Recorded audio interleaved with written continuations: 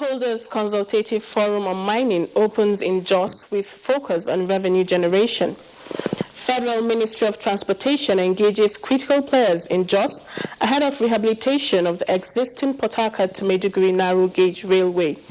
And we have the INEC State Resident Electoral Commissioner to tell us about the preparations for the Plateau South senatorial by-election.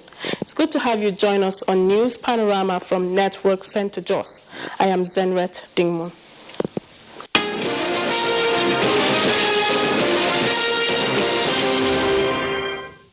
President Muhammadu Buhari has reaffirmed the commitment of his administration towards supporting and accelerating genuine efforts at achieving gender equity in the country. Consequently, the 35% national gender policy will not only be met but exceeded across key decision-making roles in government. The president was speaking in audience with a group of Nigerian women representatives on a solidarity visit. State House correspondent Adamu Sambo reports. In Thailand, were in the State House to confer on President Muhammadu Buhari as Special Champion of Women, Children and the Vulnerable the He-for-She Award of Excellence in appreciation of his commitment towards moving women into the mainstream of governance. Mr. President, we love you and we pray that you continue to remember Nigerian women in all facets of life. I have one at home. Yes.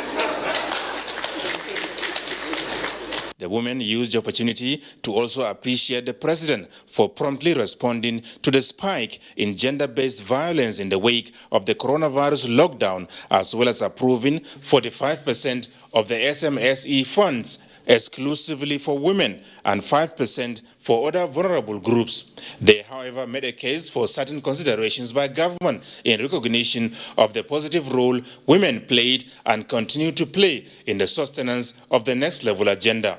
But Mr. President should address the issue of quota and affirmative action in the appointment of women in public offices. 2, direct that 1/3 of all elective positions be reserved only to be contested by women in the party structure as applicable in many of the African countries.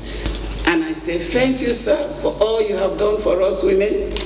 Thank you for your great stride in the country. You have done very well. It is left for others to do their bits.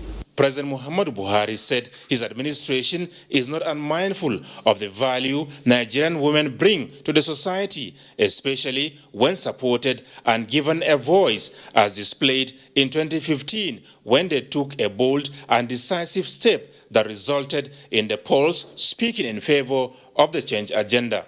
This administration is a beneficiary of the strong support of Nigerian women. And I truly thank you all for the display of resilience throughout our journey. I want to assure you that this administration remains resolute to not only meet the 35% national gender policy, but to exceed it across key decision-making roles in the government. Let me use this opportunity to again reaffirm my commitment to end child marriage, boost girl-child education, and to ensure that mothers of today and tomorrow are educated, encouraged, and empowered across the country.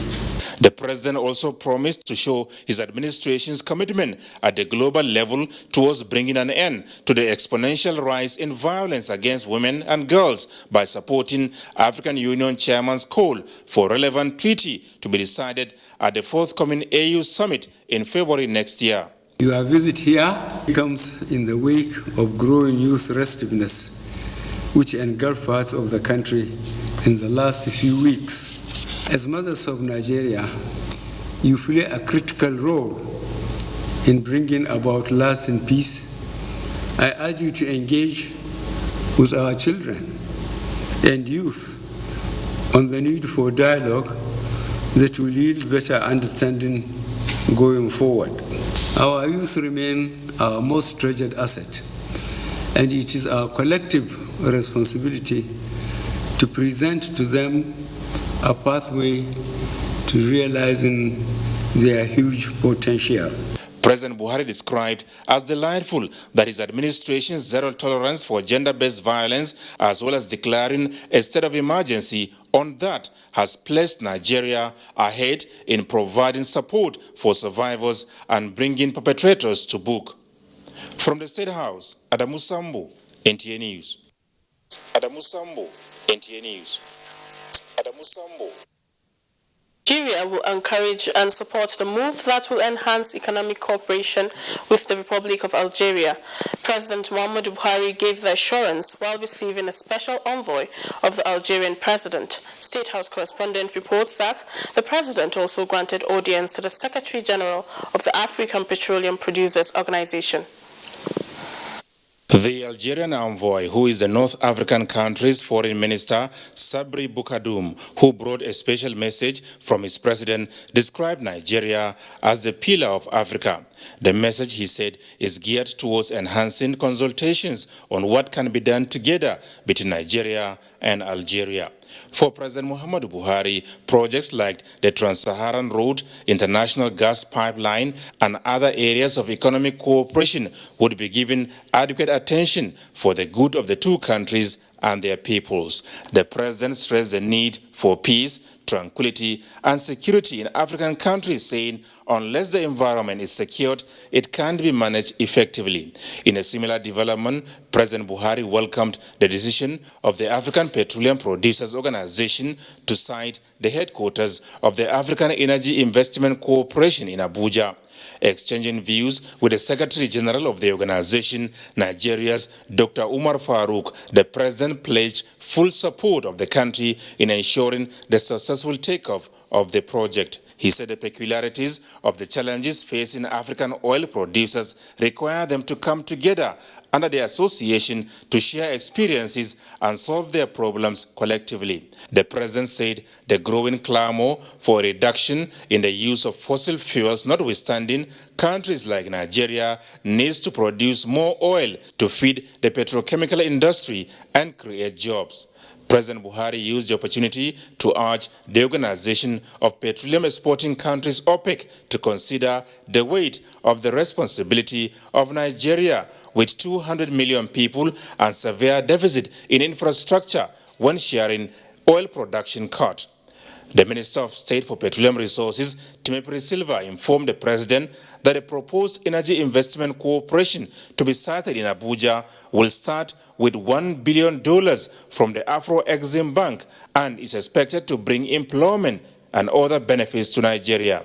The Secretary General of the African Petroleum Producers Organization, Dr. Umar Farouk, expressed the hope that members of the organization will surmount the challenges posed by COVID-19 as well as that of receding fossil fuel use as a result of the climate change treaties signed by member states and other nations. From the State House, Adamu Sambu, NTA News. The meeting between the federal government and organized labor at the presidential villa has ended with government promising to consider the proposal of labor on reversal of increment in petrol pump price next week.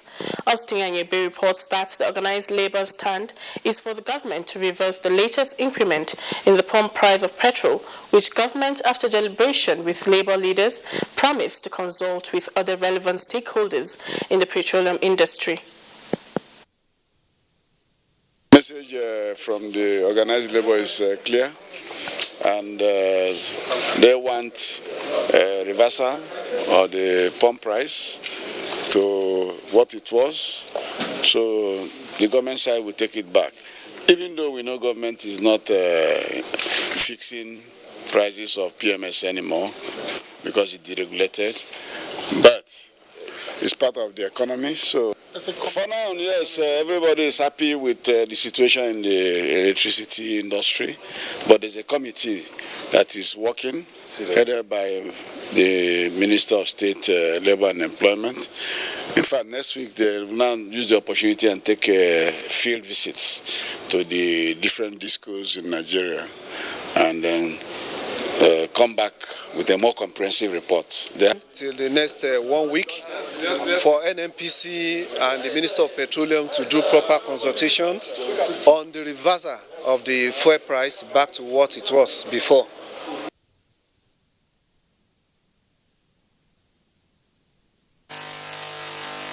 Federation boss Mustafa said everything possible will be done to improve the welfare of Nigerians.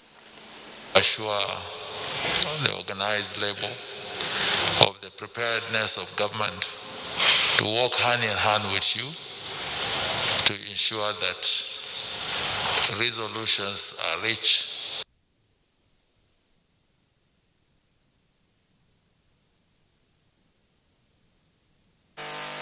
National Electoral Commission says non-sensitive materials ahead of the December 5th Plateau South senatorial by-elections have arrived as sensitive materials will be moved to the local government areas on the 3rd to the 708 registration areas. Resident Electoral Commissioner INEC Plateau State Hussein Halilu Pai made this known at an interagency consultative committee on election security held at the Plateau State Police Command. The meeting had all the security agencies represented. Mary Domtro reports.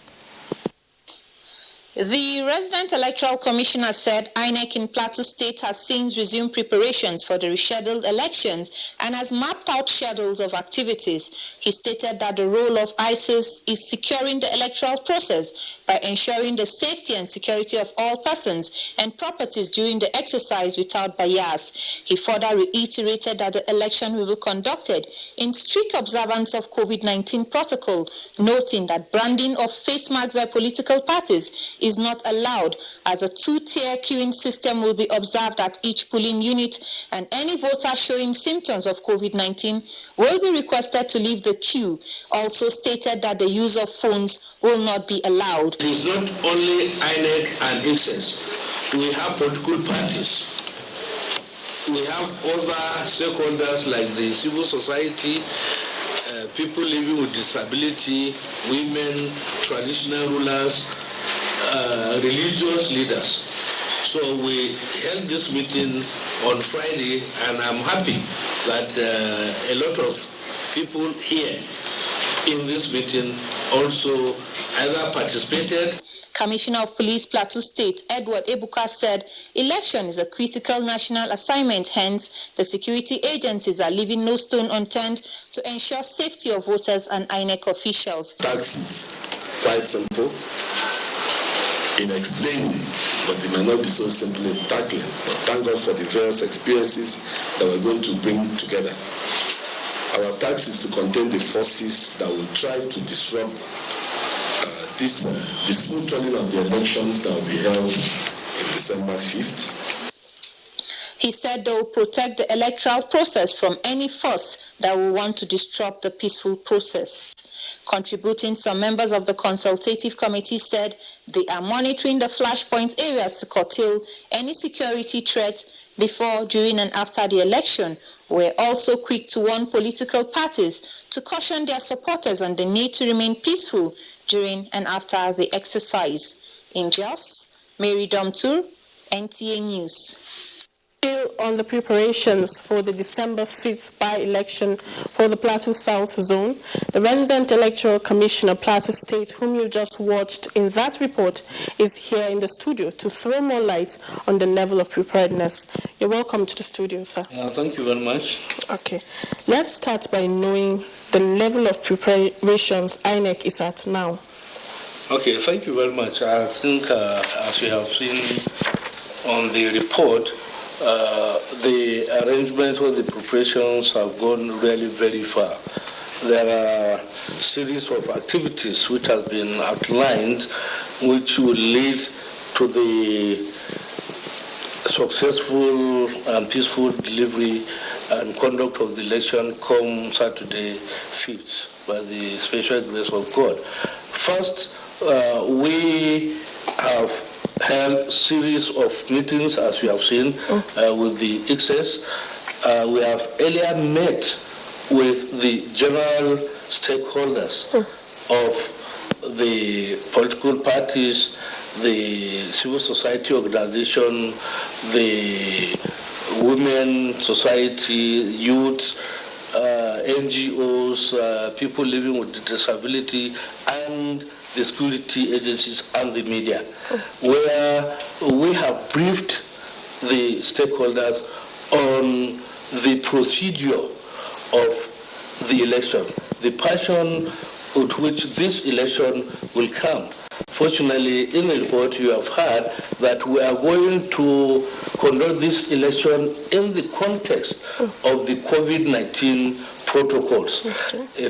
We do not want, as INEC, because we are conducting an election, to be a source of spreading this pandemic. Okay. So we have outlined how the election would be, and part of it is that every voter or every participant, both the voters and the INEC staff, including the security, must have to wear their mask. Okay. In fact, the simple rule is that if you don't have a mask, you need not to be at the various polling units and collation centers, so as to avoid this spread of the COVID-19.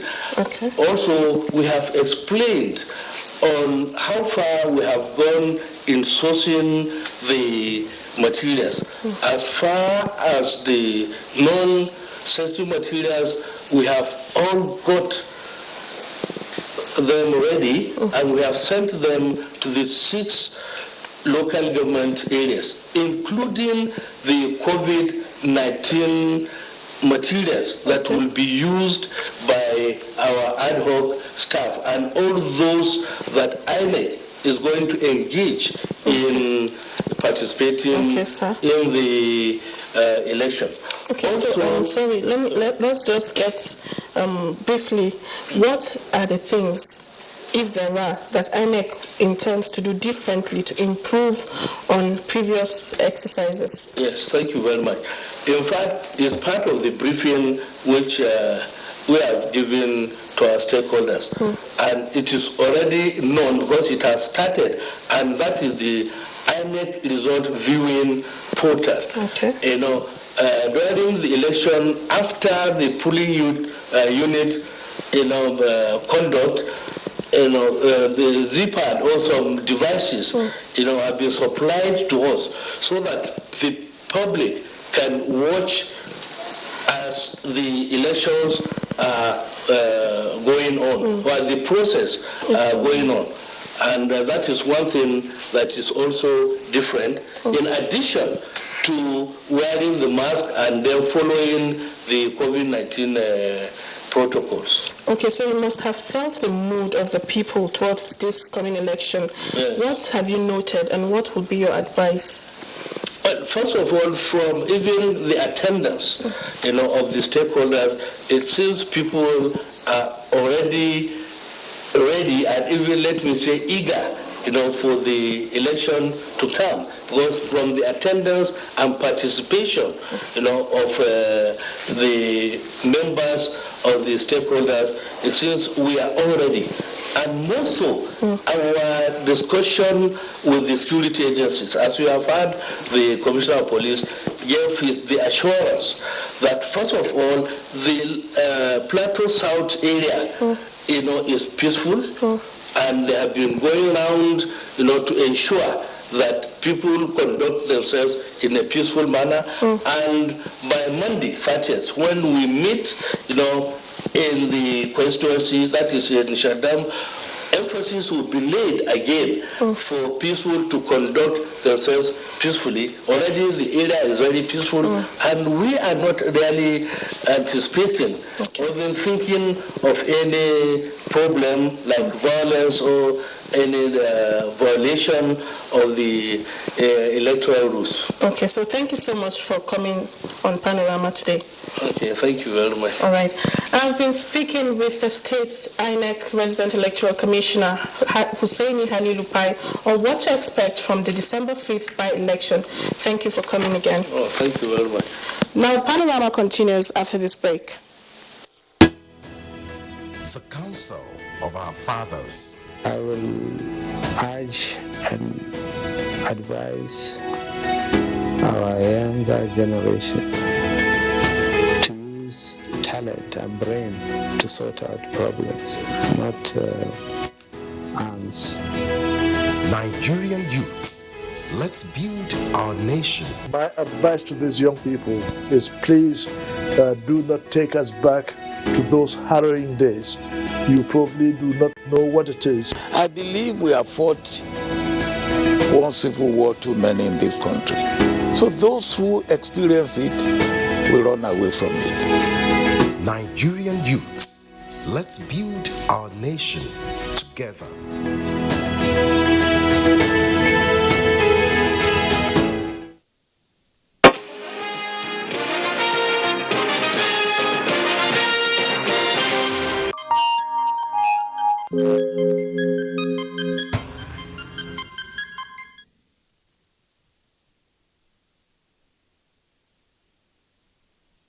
Nigerian Center for Disease Control, NCDC, has announced 169 new cases of COVID-19 in Nigeria. The latest figures released bring the total number of confirmed cases to 66,974 infections in the country. A breakdown of the new cases from 12 states indicates that Kaduna recorded the highest number for the day with 74 new cases, while FCT has 42 new cases. Others are Lagos 17, Kano 8, while Ogun, Oyo and Rivers states recorded 6 new cases each. Ekiti and Bauchi states recorded 3 new cases each, while Katsina state has 2 new cases. The day's tally is completed by Delta and Ondo states recording 1 new case each. Confirmed cases by state, Lagos has the highest with 23,083, followed by the FCT with 6,671, and Plateau comes third with 3,813 cases. With the latest development, total number of active cases stand at 3,220, while 62,585 cases have been successfully treated and discharged, while 1,169 patients died, unfortunately.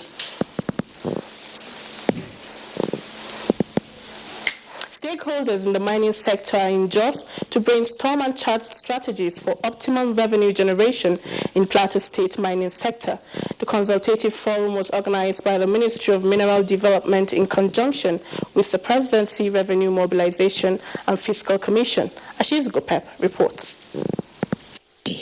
With the theme, Challenges Militating Against Optimum Revenue Generation in Plateau State Mining Sector, the forum aims at sensitizing mining operators and stakeholders on their strategic obligation on proper declaration of mineral sources, as well as enlightening operators and stakeholders in Plateau State policy focus for the development of the mineral sector. We must work together to address issues affecting mining sector and achieve the desired results. We have to brainstorm and provide inputs and mining governance and optimal revenue collection from this sector. Plateau State Governor represented say the choice of the theme is apt, as there is no better time to discuss the challenges in the mining sector in view of the global fall in oil prices occasioned by the COVID-19 pandemic affecting various sectors. Plateau State is endowed with numerous solid mineral resources, which, if optimally harnessed, will serve as key sources of revenue generation, which will bring in additional revenue to the state, thereby augmenting the major 13% derivation from the solid mineral sector. I want to assure you of the state government's resolve to cooperate with the Revenue Mobilization, Allocation and Fiscal Commission to increase the internally generated revenue from the mining sector. Speakers at the forum could not agree less, saying it is an opportunity for stakeholders to dialogue and discuss the peculiar challenges militating against optimum revenue generation and corresponding low 13% derivation accruing to the state from the mining sector. As a we the 2016 exercise, the Commission is organizing a state-by-state mining forum in collaboration with the local stakeholders in the sector. The Stakeholders Forum, which is to last 2 days, will include technical sessions and excursion to enable participants make robust contributions that will move the state and nation forward. In Jos, Ashesi Gopep, NTA News. That's Panorama today. Good afternoon and thanks for watching.